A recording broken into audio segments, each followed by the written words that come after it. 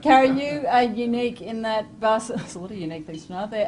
Basketball does have a role model. Lauren, I would say, is as close as we would get to a regular sport household name in Australia.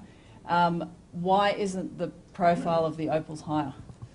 Yeah, it's an interesting one. I mean, we had her here in Canberra for 6 years and we still couldn't get that to translate to bums on seats, to more exposure. She was a Nike athlete. That Nike Australia had her, but they didn't use her in much promotional stuff, and she's now offshore. You know, she spends 11 of the 12 months offshore, so now we don't have her to promote. You know, rarely do we have her to promote it. So it's a tough one that, you know, when you have someone that good, unless you've got someone that can put the money into marketing her, that will spend the money on it, and we certainly don't have it as women's sport.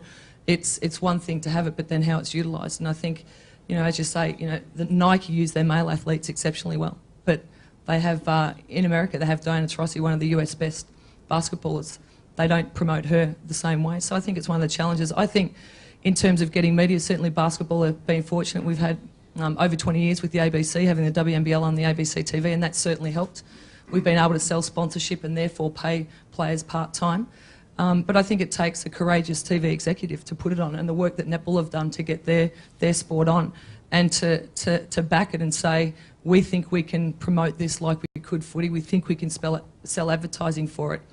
And interestingly, I chatted to George Gregan a couple of years ago when I was out watching the Brumbies, and he said when, in the mid-90s, when rugby went to Super 14, you know, all the guys back then worked, they were all mostly private school boys, working jobs, lawyers and stockbrokers and who knows what else they were.